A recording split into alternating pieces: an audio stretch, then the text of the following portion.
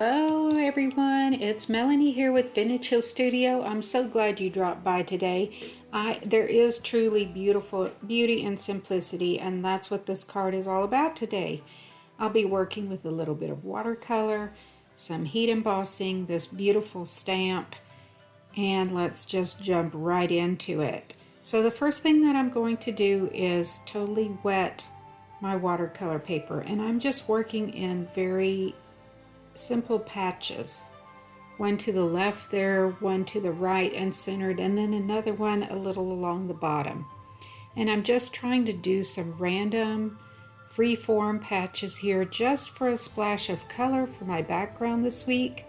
And again, the key to this card is simplicity. Just keeping it simple, don't try to overwork things. Very light and simple card. And this will come together very quickly if you choose to try to recreate this as well. So you can see when you have your card kind of wet here, it has a little bit of a sheen to it. That's what I want to do. And then I'm going to start working in these watercolors. I've already mixed these up into some very dreamy hues of an aqua, a blue, a little deeper shade of a teal.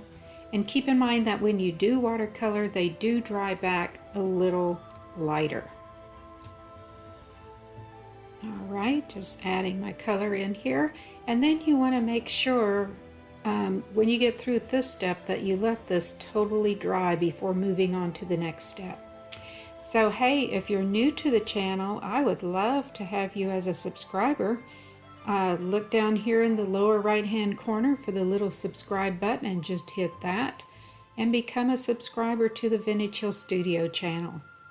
I try to post card making videos weekly, and I hope you'll come back and join me again. And thank you to all my regular subscribers. Welcome back. So as you know, I try to do different things every week. Venturing off into different mediums like this watercolor. I am by no means a professional at watercolors, but I find it fun to work with. So maybe you'll get inspired to try a few new things as well. Now again, I'm trying to just leave these little patches very random. And I'm going to set this aside to dry thoroughly before moving on to the next step. So just because the video goes from one step to the other doesn't mean that's what's happening in real time. You need to let this dry. And then I have a few oopses I'm going to share with you as we go along in this video so you can learn from my mistakes. Hey, sharing is caring, right? So here I just lifted a little bit of that watercolor off with a paper towel, and I've got a very blotchy organic look going on here. Now after this is thoroughly dry, I'm going to bring over this little text stamp here, and I'm just inking up portions of the stamp. I don't need the whole thing, and I'm just randomly going to go across the background here and there, adding some interest with this text and different details from this stamp.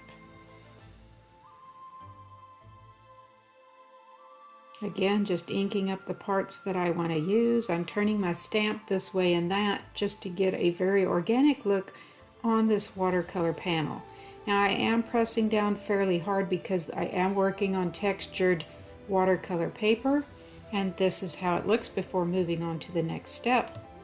Now here's where I want you to learn from some of my mistakes. So you can see that this stamp has that clear little film over it. You don't want to peel that off because that actually has what the stamp looks like printed onto that film. And you can see it is not really sticking very well in my Tonic Studio platform.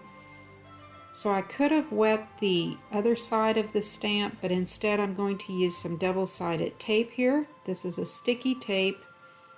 I'm going to put that on the back of my stamp.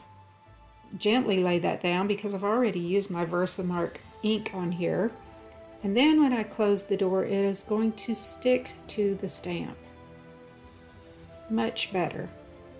Okay, now I am using a stamping platform because anytime you stamp over textured watercolor paper, you're going to have to do multiple stampings.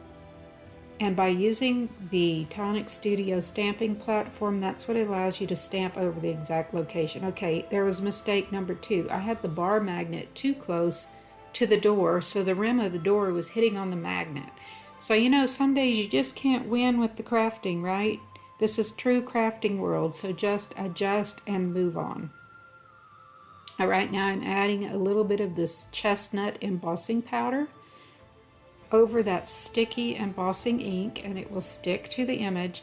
Here was another mistake. I did not wait long enough for that stamped background, the text and so forth, to dry, and you can see my embossing powder stuck to the regular stamped scripty background as well. Alright, so I will show you how I rectify that as well. So this is a whole video on how to fix many mistakes.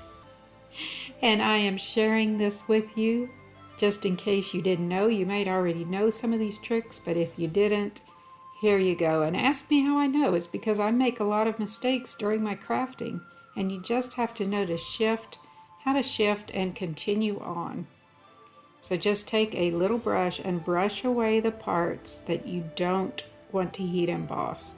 Now I couldn't get in all the nooks and crannies of the flower and within the butterfly's wings, but we're going to go with it. It's going to turn out just fine even after heat embossing.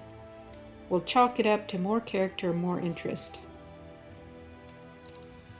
Alright, about got that cleaned up, and then I'll bring over my Marvy heat tool. Now this will melt the embossing powder, and it will give just a slight sheen to our image. Now originally I was thinking I would go over this light watercolored background and color in my butterfly and flower, you know, using orange or purples or something that goes with those other colors, but I decided I like this so much I'm just going to leave it the way it is.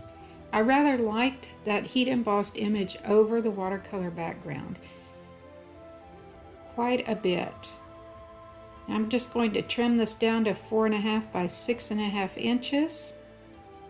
So this will fit on a 5 by 7 inch card base, and again, all of the dimensions and supplies that I used for today's card can be found in the description below on my YouTube channel. Now I added a happy birthday little die cut there and some foam tape to the back of my panel, and I'm going to pop this on the front of my card. Just doing a very nice tone on tone for the background because I didn't want to take away from the watercolor or the simplicity of the heat embossed butterfly. So again, the lesson this week is beauty and simplicity, and there is my finished card. I hope you enjoyed this today and that maybe you gained some knowledge from some of my mistakes and how you pivot and just keep moving on. I'm so glad to have you drop by today, and I encourage you to leave me some comments, a thumbs up, and I hope to see you again next week. Happy crafting, everyone!